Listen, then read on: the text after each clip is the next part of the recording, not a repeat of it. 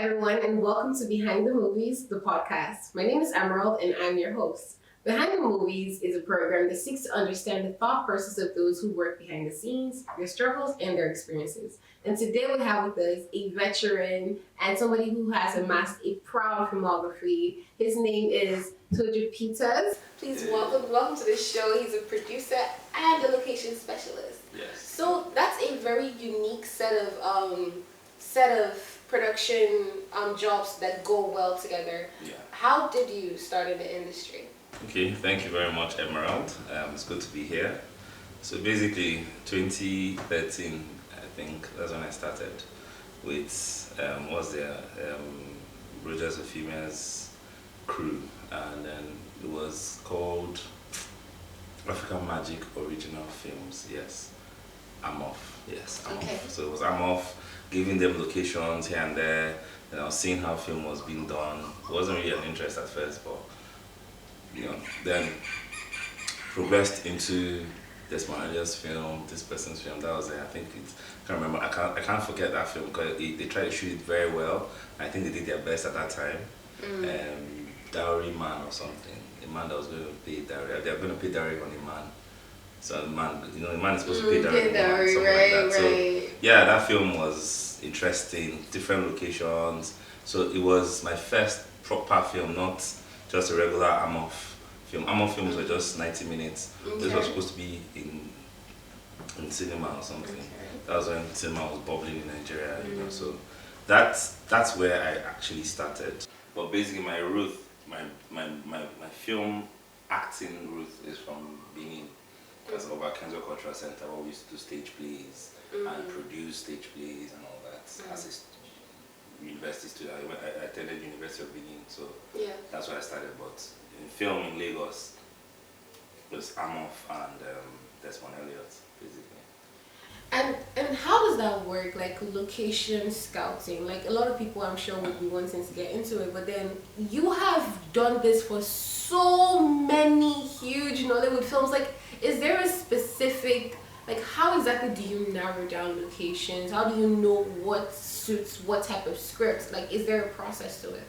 Yeah, so at first, those days was just anywhere belly face is an expression, meaning that, I'm sure you guys understand what that means. If you don't understand, ask Emerald. I don't understand. As in wishy-washy. There was no pattern, there was no structure. Right. As it comes, you do. But now, there's a bit of structure. So if you want me to sort out locations for you, you need to either give me a script to read, or you give me your location breakdown that would have already been done by your PM or the producer, him or herself. So with the breakdown and details, because if you read the script, you can tell these kind of locations will fit. Once you discuss with the producer what their own image or mental picture is or had been. But basically, you would have an idea what will fit what character. So that's why location breakdown is not enough, because you need to understand character, personalization. So a character might be very rich. It's a house, but this is not a poor character. So a character might be a single woman. A single girl's house will be different from a single guy's house. So you want to also give set design as little work as possible. Yes, they need to work, but not to do so much, because if they do so much, they will now have to spend so much. Production. So as a location person or a location consultant, we also think like producers, because you're thinking, how can I help this person save money? I want to make money, of course. Yes. But I also think, how can I help them? So the best ways to save money is to get them locations that they would need as little as possible set design or set dressing. So that's how the script, either the breakdown or the script itself, will help you narrow it down and get the right locations. Otherwise, it will be wishy-washy anyway, better face. But for people starting out for the first time, they want to go into location specialization and consulting. How do they go about it? I think it's the same way now. If you want to direct, you go to, I'm not saying you go to location school, there's nothing like that. But if you want to do anything, you need to learn under someone. So then you should look for someone in that field. You want to learn how to make hair, you go to a hairdresser, right? You want to learn how to mechanic, you want to learn fix cars, you go and work on that mechanic. Nobody will give you their car if they can't see that you've learned from somewhere. So it's the same thing. I think there are so many of us, I'm not the only one, there's so many of us, you know, and then we collaborate most times because you can't have all locations. Yes. So anyone that wants to learn, must learn to come under someone, learn to collaborate, learn to understand that you can't, I don't have all the offices. I have some offices that's direct, and then that's what you also struggle to do. You want to, as a new person, you're also thinking of how can I get a location direct, that I have the autonomy, sorry, the monopoly to that location. That means nobody else knows the owner but you. So that means anybody else that wants to use that location must come to you. That's when you make money. Do you understand? You know, so that's what, you can't do that. Even if you have locations to yourself, do you have connections to producers who will need locations? So that's why you need to work under someone who has that, and then learn, and then with time begin to stand on your own, basically. But it's very lucrative. A lot of producers and directors envy us nowadays. Well, I guess everybody has to start getting into locations then. So let's talk a bit about the movies that you've produced. Okay. So what is your best film to date and why? That I produced? Okay, Yes. I produced On the Run. I think that's my best film to date. And basically because the story is my story. I got a scriptwriter to write that one, but my story. And then it was just a bit about my own experience, you know. Okay. Poor boy meets rich man's daughter, you know, rich man, but this story was, the rich man says, no, I don't want you to marry my daughter, you get. And then the whole dynamics, the boy was Shakiri, I'm Shakiri, the girl's Urobo, you're Urobo. Okay. Anyway, so basically the Shakiri Urobo dynamics also played in, you know. So if you watch On the Run, you'll see what I'm talking about. A lot of people have seen it and they like it. Yeah, I like that. I saw it on African Magic. I saw it on, you know. So basically, yeah, that's my best. But so far, I've produced, I'll say 5.5. Mean I just did one. I produced and directed. So we've not sold it yet. It's ready. We've not sold it yet. Okay. So that will be the 6th one. So can you tell us a bit about your casting process? Okay, casting process. When I'm producing, I have lots of groups where they're actors. Background actors or normal known actors. So basically I put it out there. Whoever is good at it. I don't do physical casting anymore. That's old school. We send a monologue. Your monologue is good enough. We do a video, a reading, a WhatsApp video. I call you on WhatsApp and say, okay, read this. I say how you read it, and then you're good. You got the role. That's all. Wow. Yeah. So basically, if it's not just, so I cast this person. And then I send to, if I'm not the one producing, that is, I send to whoever is producing, this person will be good enough. So they also check the monologue out. They like, and they take, and they ask, have you worked with this person before?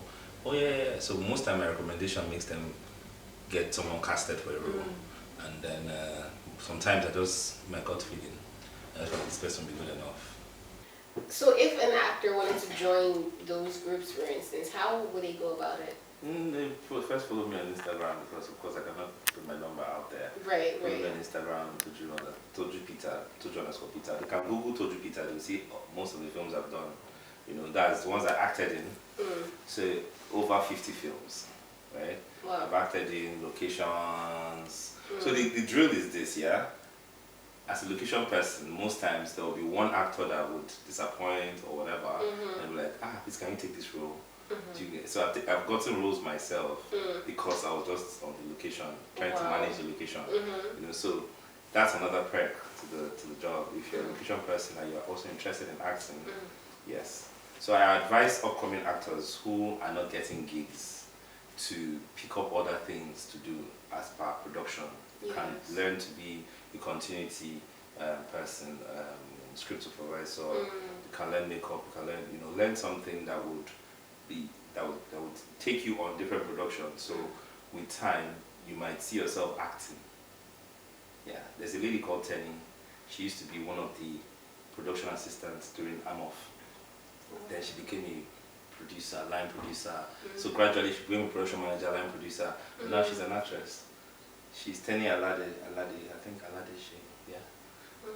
I'm sure you know her now, Tenny Alade. She's a full-blown actress now. She's not producing anybody for anybody or anything. So I'm just saying you can grow from being behind the scene to the front of the scene. Right.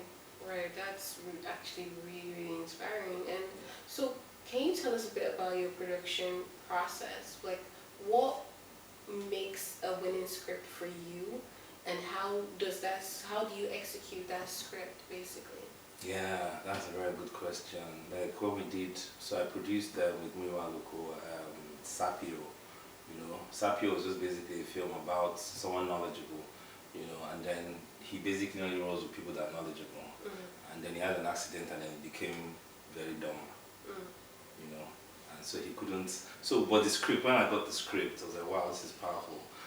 Now the thing was now to execute the script, the film to be at least very close to what the script is. And then when we were done, we're like, no, this is not how we wanted it to be, because it happens like that. You have a story, the story is very solid, you love it, and then when you finish filming, all the hassles of filming, and then the final edit is done because of your cuts, basically, and your rushes. You don't have you're not seeing what you saw when you read the script. You're not seeing it now when the picture is done. So yeah, those are some things that I don't know. It doesn't. What's the question again? I'm not sure I'm answering it well. Your process, like how do you execute your scripts? So basically, you get the script, you break it down. Of course, from your script, you know the people to hire to be part of your team. So it basically starts with your script, the kind of director to hire as a producer, the crew members, the DP, the light person, and then of course your script will tell you how much you're going to spend ultimately, the kind of stunts or no stunts. And so basically, to execute a script properly, you need to understand the industry and understand that, okay, this script, who do I bring on board? And then who would bring, like I said, we executed the script, but we didn't, the picture we had in mind was not what we saw when we finished filming. And your crew matters a lot in executing a script. So the process is script, what kind of crew will work for these scripts. If you get them on board, but don't just get them on board, let them buy into, check that they like the story or they like your script. Ask them questions. Don't hire people. So people just want to work. They don't really care about your story.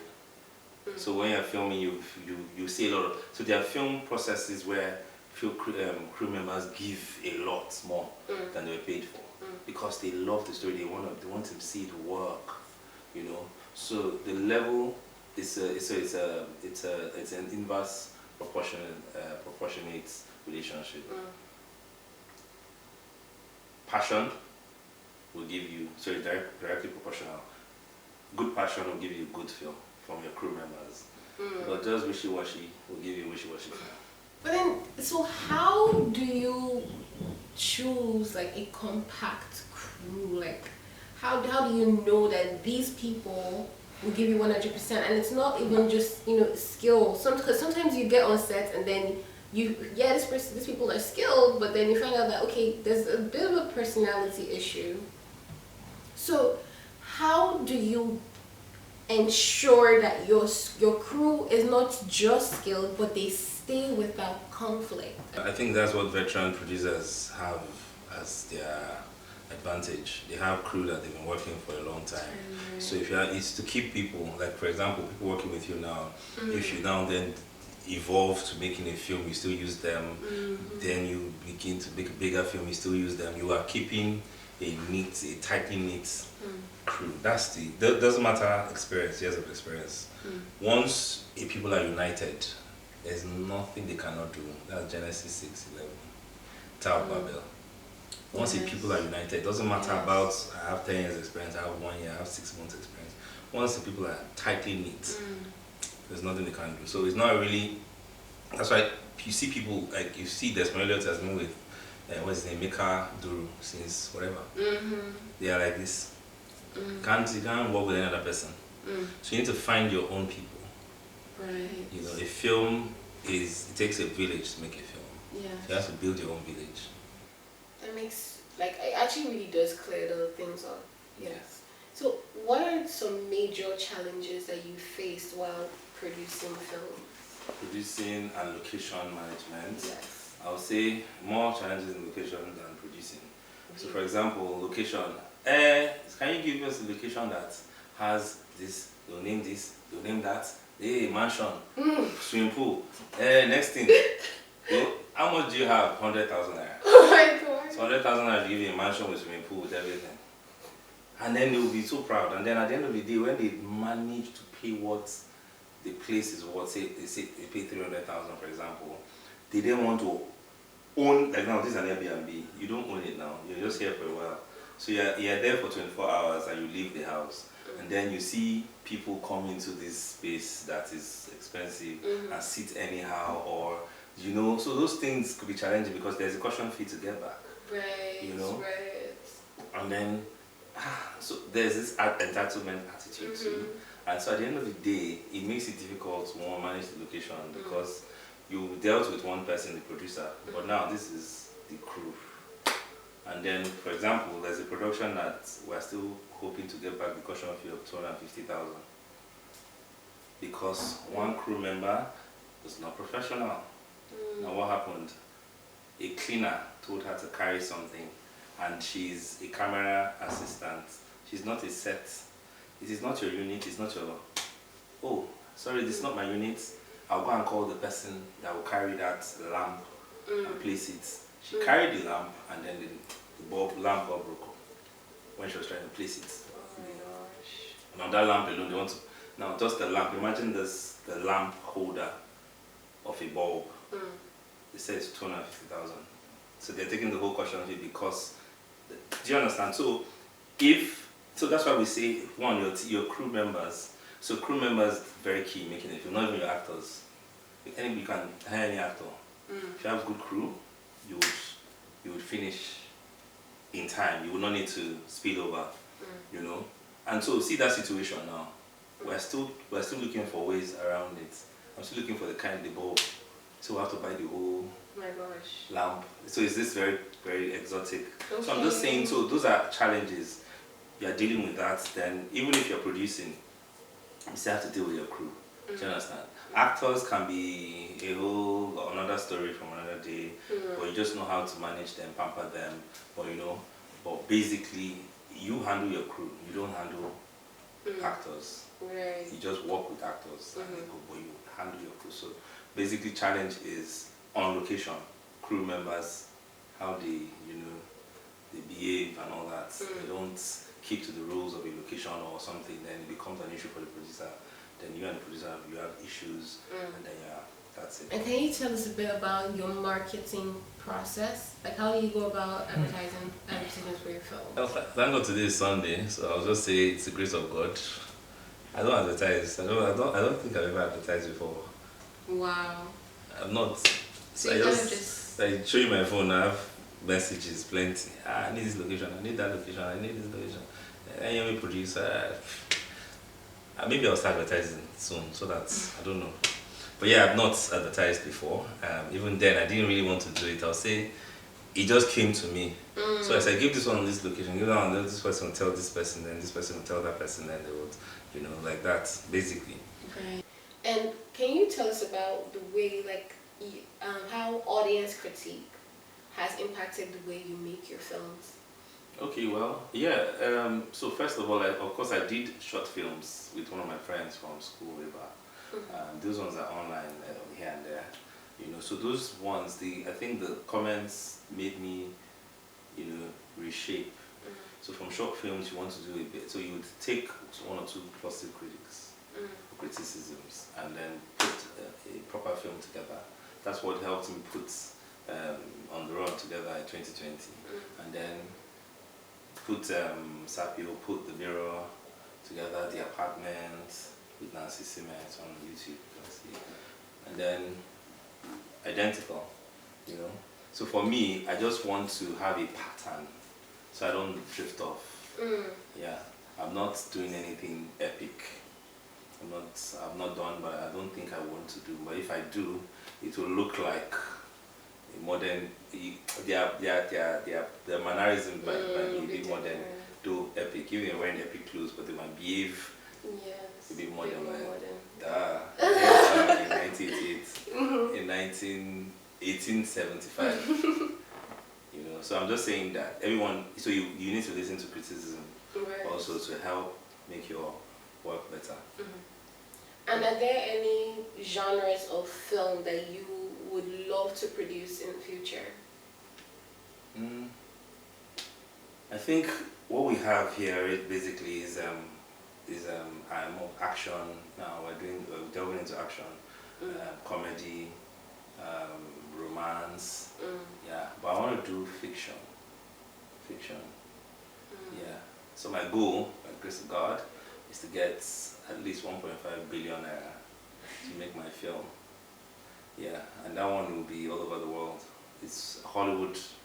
I'm looking at Hollywood, hiring one Hollywood actor. One popular Hollywood actor. Probably use like half of that money to pay him. But shoot it for Hollywood. Right. I need 2 billion for that actually. Because you shoot in dollars. So if you convert that to billion to dollars, it'd be like about 1 million or $1 million. Yeah. So when you make a film and it's good,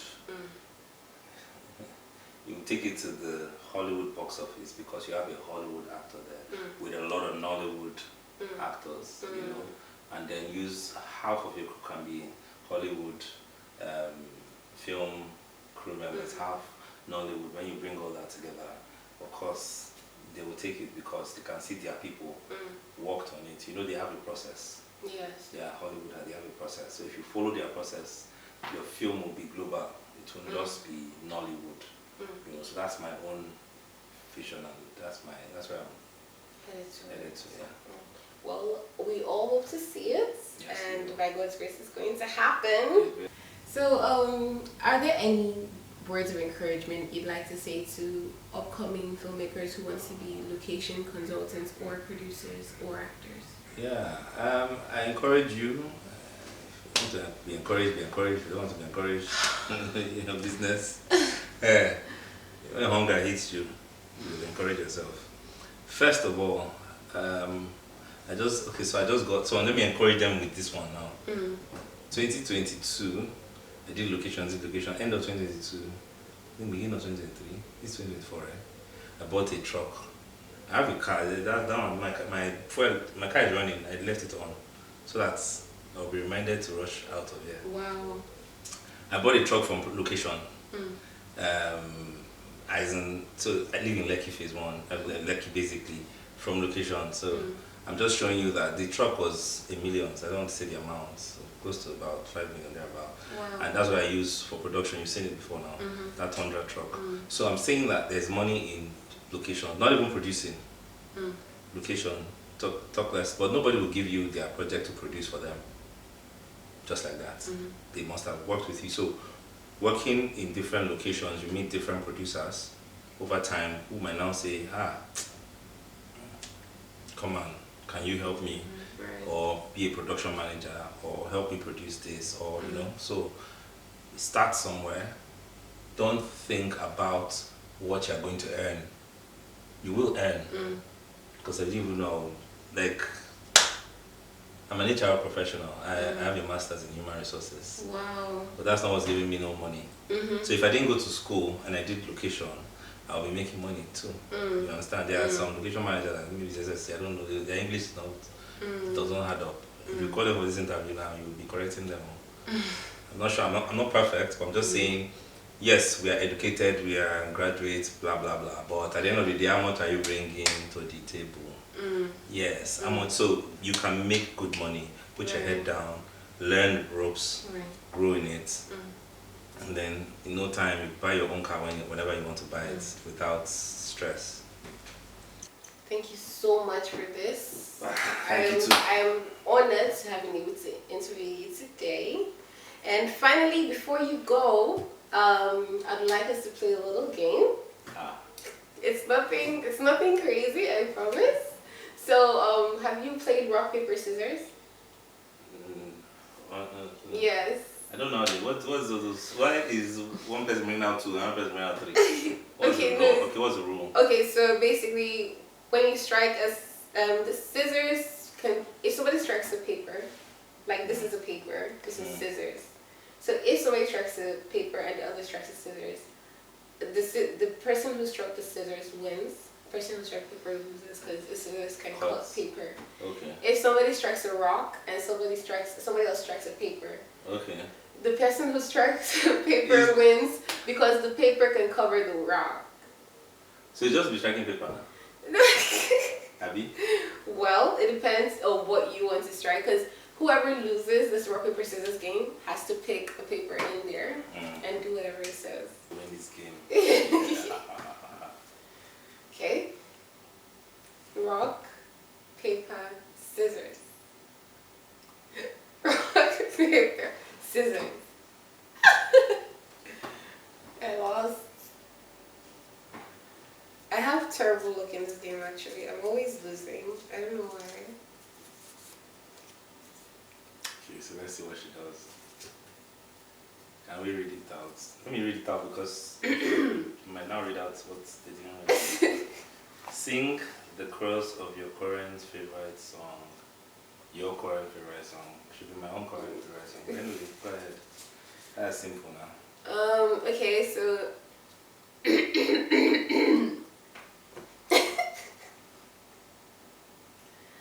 there's a reason I walk like this.